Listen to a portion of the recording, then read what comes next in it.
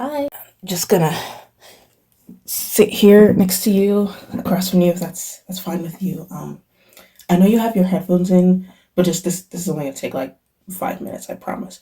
So like my doctor changed my prescription from like the first rash cream I was using to another one. And I was like, well, why would I switch now? Because when I was 2 years old, she tried to abandon me, right? My mom, she tried to leave me in a garbage can, wrap me up in towels so no one could hear my screams. Oh my And then God, bro. when he broke up with me, he like took all my stuff and put it outside. And like, it's not even my fault that I cheated on him, because it's like, you weren't giving me anything. What was I supposed to do? You're never home. You work at McDonald's. Like, how is that going to like, how is that going to take care of me? So yeah. How are you supposed to respond in that situation? You might try your best to console her and make her feel better, but I'm pretty sure you're also bound to feel a little bit uncomfortable, which is a completely reasonable way to feel. Why should you suddenly have to become a therapist for 30 minutes for this complete stranger for problems that you probably don't even know how to solve yourself? But that's not what other people seem to think. If someone comes up to you trauma dumping, then it is your job to quietly sit and listen to their rant. Never mind that you might have your own problems and your traumas that you're also suffering from. It's helping break mental health stigmas. It's helping better spread awareness to mental health everywhere.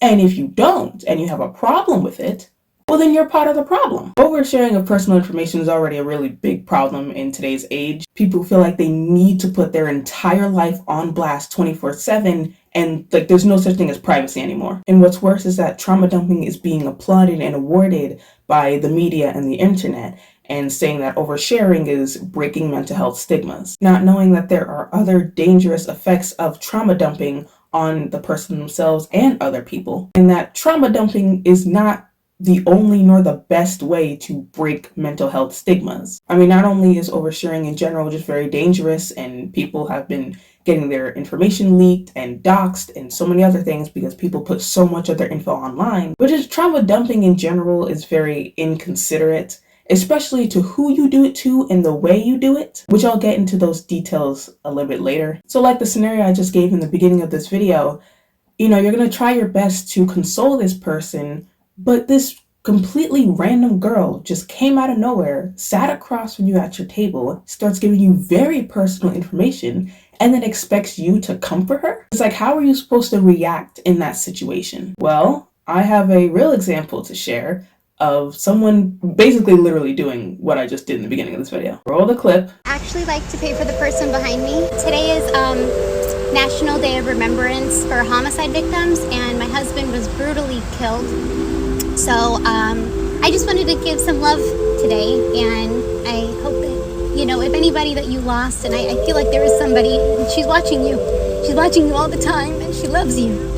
So this is for the people behind me. I know.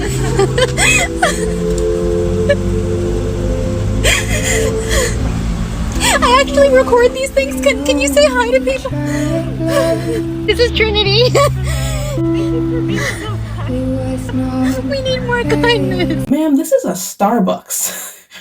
Why? She's literally that Nicole TV, or it is Nicole TV, right? She's literally that meme of her. Why go through the Starbucks drive-thru to get whatever you're trying to get and trauma dump on the employee when they're just trying to do their work? I'm gonna blur her face because, in the video, obviously she didn't really ask to be on camera, but even with her hand gestures and stuff, you can see how distressed she is, and how in her voice, she just doesn't know what to say, because who would? She's trying to be as kind as she possibly can, because it is a sad story and it's messed up what happened to this lady. I'm sure she feels bad and she's trying to sympathize for her, but she's also incredibly uncomfortable and also incredibly unqualified to deal with this very heavy information. Things like this is a job for a therapist, a licensed professional. And even therapists have issues with, staying mentally healthy because of how emotionally draining therapy is. I always thought about therapists kind of like the mailman paradox, kind of like in the that SpongeBob episode where the mailman comes to his door and he asks him, hey, like, do other mailmen deliver your mail, or do you deliver your own mail? So do you deliver your own mail, or do you have your own mail person? But then who delivers his mail? Is there a never-ending chain of mailmen delivering mail to other mailmen? Well, I guess a P.O. box could, in theory, break the chain. Don't you have a paper to write?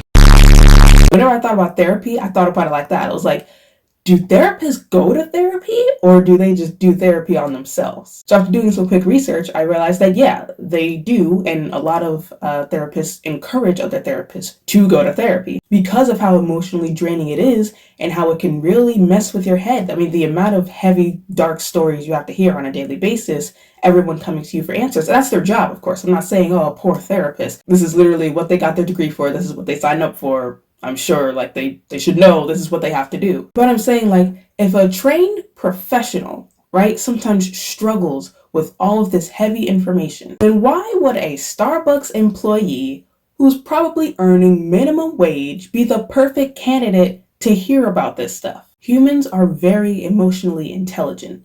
And the way that we respond to traumatic events and traumatic stories and painful events from other people like it's our own is very impactful. No, I'm not saying obviously from hearing the story of, her husband dying, she feels the exact pain that she does because she heard the story. Obviously, that's not possible. You couldn't feel that type of pain to that degree. But it's still very heavy information that took an emotional toll and burden on this lady. It's not fair to her that she should have to have her day ruined hearing this very personal information from a complete stranger. Not to mention the amount of people she's holding up in the line by trauma dumping. Everybody's sitting there wondering why it's taking so long to get her order or to order her food. And they're just like, I just want my cappuccino, bro. I don't want any hate to this lady in general. I'm not saying she's a bad person. And I definitely don't want this to be an opportunity to everyone to run to that video, to comment under the video, hate and stuff like that. There are already enough people in the comments of that video who are, pretty aware and like, okay, I don't really know if this was the best person to trauma dump on. This lady is actually very big about mental health and her TikTok page is completely dedicated to it. She also tries to help her audience get over trauma and other things too. There's also this one video where she expressed that she writes poems and she was willing to write a poem for anybody who commented under that video, their trauma or just that they needed something uplifting, and she wrote individual poems for each and every one of them. So I'm not at all trying to say this lady in general is a bad person, and it is very sad and messed up what she had to go through. But I just think that specific video and that specific moment in time, I just think that was very inconsiderate of her to the worker who's just trying to do her job. A story like that is an experience that you normally talk about with your close family, friends, and your therapist, because those are your people who are close to you. It's really no random stranger's business to know something that personal about you. Now, if it's just telling your experience and within the context of the conversation, I feel like that's different from trauma dumping. And this is what I want to get into next, on the way people use the phrase trauma dumping and whether or not it's actually being correctly used. There's this TikTok that I found of this girl talking about trauma dumping and saying that people get it twisted with oversharing. Not oversharing, I mean just opening up. But there are certain things that she said that I want to clarify and elaborate on because she didn't really get into detail of what exactly she means. I wish you guys never learnt the phrase trauma dump. I wish you guys never learnt that phrase. Because most of the time, when you say that people are trauma dumping, they're just opening up. They're just telling you about their feelings. Second of all, you're literally just rebranding the stigma around people talking about mental health. Do you know what I mean? Like, people don't want to talk about this sort of stuff because there was a stigma around it. And you guys are re-perpetuating that stigma by being like, don't trauma dump around me. I don't want to hear about it. You're literally saying, keep your bad experiences to yourself. Keep them to yourself. Push it down. Bottle it up. I don't want to hear it. So opening up to a person is different from trauma dumping on a person, yes. But we need to know what that looks like, especially to a stranger. I feel like, when you meet somebody for the first time, you sit down across with them, you normally try to do small talk, right? Where you're from, your hobbies, what's your job, what's your family, little stuff like that. Or maybe the conversation, bleeds into a scenario where you'll have to give a little bit of background of yourself in order for them to understand the full context of your situation. So then they'll give you like a little tidbit of their trauma or their personal bad experiences or whatever. Like maybe a guy moved from another state because he went through a divorce and now he's just looking for a more stable situation for his kid. And that would be the reason why he, left his state and came to where he is now. Something like that. You don't need any graphic details. You don't need anything further than that. Just giving a little backstory. Like, that's not trauma dumping, but you don't want to start oversharing, bringing things up that aren't relevant to conversations because you're still talking to a stranger, right? You don't know these people. You just met these people and they have no business being in your personal business. So you keep it there's a boundary, basically is what I'm trying to say. There's a line, there's a boundary that needs to be there, especially with a complete and total stranger. You don't want to be in a conversation and just randomly overshare. Yeah, just last week, I went to the park with my mom. It was a pretty nice experience. Oh, cool. I don't have a mom anymore. She died in a car accident when I was 6. Oh.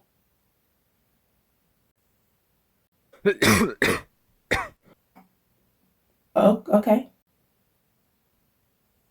So where'd you say you were from again? There's only but so much information you give to a complete and total stranger. When you open up, I feel like even that phrase is normally used for people who maybe they knew each other for a little bit. Maybe you've been classmates with this person for a month or two and you're slowly getting comfortable with each other so you tell a little bit more about yourself. That's normally what I hear when I think opening up. No, that's normally what I think when I hear opening up. But for a first day conversation, you normally keep it pretty baseline, pretty, because again, you don't know this person. It's not part of their business to know everything about you. A personal example, actually, in fall semester in school, I was taking English and I had to do an English project. And we had to talk about a social issue. So I talked about homelessness. And it was supposed to be kind of like a peer review session where we sit down with another classmate and they read our assignment and look at our project to see, how it is, give pointers, tidbits, stuff like that. So, this guy who I was paired with, he was reading my essay over and stuff like that. And he asked me, just curious, why are you so interested in homelessness? And, I told him there was this article that I read, blah, blah, blah. Okay. And afterwards, he was like, oh, okay, that's interesting. Yeah. Because, I also used to be homeless. We used to live in a shelter when I was young. So, this kind of hits close to home for me because that's what we were talking about, right? That was the topic. We're talking about homelessness. And he had a personal experience that, can be shared and that is relevant to the conversation. He didn't give me any super extra information. He didn't give me anything unnecessary. Keep it pretty baseline. That's not trauma dump. He's just sharing his experience relevant to what we're talking about, giving a little backstory because we're talking about homelessness. That situation is a really good example of giving personal information, but, to a degree, you're not going to give everything, and when it's appropriate and relevant to talk about it. So I wanted to clarify that one thing that she said, and there's another thing that she said that I would also like to clarify here. The lack of awareness that you have to think that your feelings on hearing someone else's trauma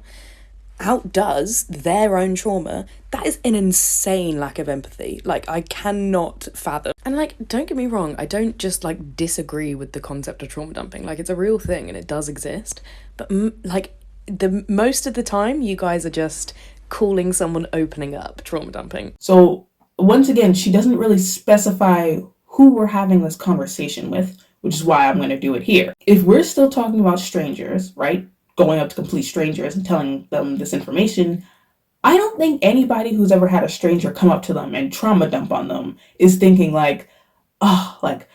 I'm just so traumatized by your story. I'm even more traumatized than your story. I don't think anybody's ever really thought that way. Nobody thinks just hearing the trauma is worse than actually experiencing it. But just because it isn't as bad as experiencing it doesn't mean it's still not affecting the person. Similarly to her rant of a lack of awareness, the lack of awareness that some people have to think that the entire world is their own personal therapy session, that they get to pick and choose from a random stranger they see, and not considering that that person may also be having their own trauma, their own demons that they have to fight, their own troubles. That's also insensitive and not very empathetic. And that's why you keep that stuff to your close family, friends, and therapists, because they're in your circle. They're supposed to be there to emotionally support you. Which, like I said, I believe is what she was trying to say. I think that's the route she was going. She just didn't really clarify it. Your therapist, yes, that's where you go in trauma dump. There are some videos of therapists complaining that they trauma dumped the very first session.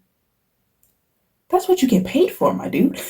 What do you mean? They're supposed to go there and trauma dump. That's your job. If that's what they want to do the minute they get in there, they can do that. They're paying for your service right now. And again, as far as your family and friends, your close circle, they're there to support you. That's they're supposed to emotionally support you. If you're trying to go talk to one of them, open up, tell them man, I just haven't really been, feeling good lately. My mental state is just not the best. And they really shoo you away. Okay, go. I don't want to talk about that. I don't want to hear that right now. That's mean. That's horrible. Yeah, they should not be doing that. Complete random stranger? reasonable. Your family and friends, you're supposed to be able to open up to them and talk to them. No family member or friend should be shooing you away and, telling you not to talk about your mental health. Even if they're not good at it, that's still like part of being in that close circle that you're supposed to emotionally support them. For example, I'm not gonna say empathetic. A lot of people call me soft, if anything. Like, I have a soft spot for, traumatic stories and stuff like that. It's not that I'm not empathetic. I just don't know how to comfort someone very well. Because of the way that I handled my trauma, I kind of project that on other people, and I'm trying to get out of that. I don't want them to have to shove it down and keep it bottled up. Like, they should be able to talk about it. I just really don't know how to console a person very well. It's the reason why when I knew I wanted to study psychology, therapy was out of the question. I'm like, I cannot be a therapist. There are several times where my mom, she'll come in my room and she'll come vent to me. And I mean, I'll be honest, I'll sit there in my head. I never say this out loud, but in my head, I'm just like, I don't know what to tell you. Like, I don't know what to say. I don't know how to help you. But I'm not gonna not try. She's my mom. If she's stressed and she wants to vent, I'm here for that. Come here and vent. Even if I'm not good at, consoling or comforting, I will try my best. The point I'm trying to make is there is a right, appropriate time, place, and person to vent to open up to overshare to, and to trauma dump to. And it is definitely not the Starbucks employee. It isn't stigmatizing mental health. Like, people aren't saying, don't talk about it, to say, like, you shouldn't talk about your, trauma, your problems. It's not that. There's just a right place and time to talk about it. You can't just go talking about it whenever you want, inconveniencing everybody else. It's very inconsiderate to subject people to your trauma whenever you feel like it, and not thinking about the impact that'll have on them emotionally.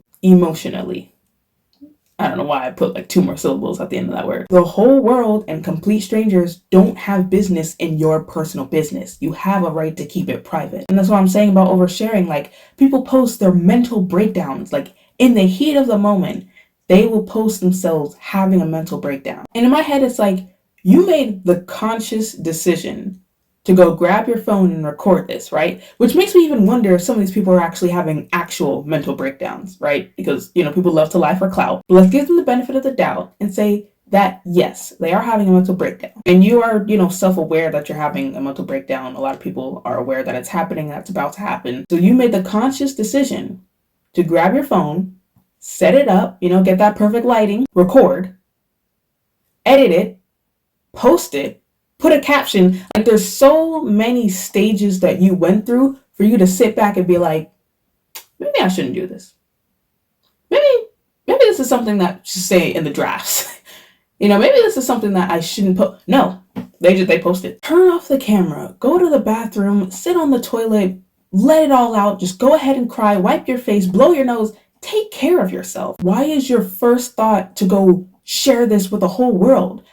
And this is gonna sound mean. No one wants to see you breaking down in tears. I'm sorry. We don't want to see that. Once again, it's not about, ooh, these are hard conversations I don't really want to have. I haven't gotten to them yet, guys, but I'm cool with dark stuff. I have a lot of dark videos ready to go. Well, not ready to go. I have to do research for them. But I'm perfectly fine with talking about heavier subjects. I'm cool with that. But that doesn't mean I want to see a grown adult like bawl their eyes out because life is stressful and everything is too hard. Like, go take time to yourself. The whole world doesn't need to see this. If you want to talk about your experiences, that's fine.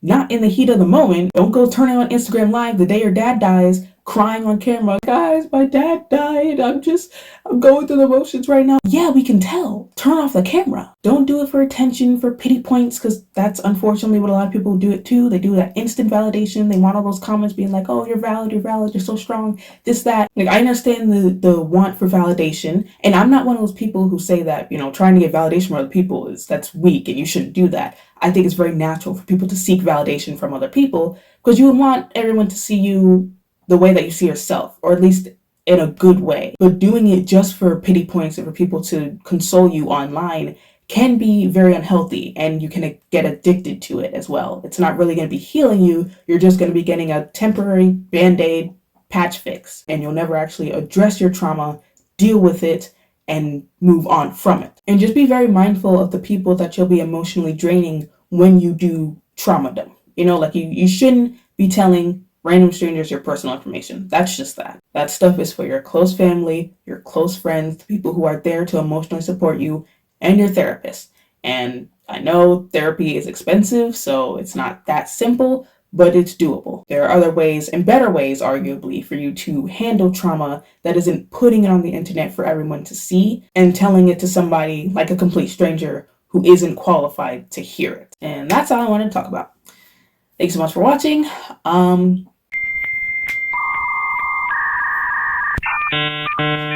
I never know how to close out videos. I need an outro or something like that. I don't know. I'll experiment. But thanks for watching. I'll see you in the next one. Bye.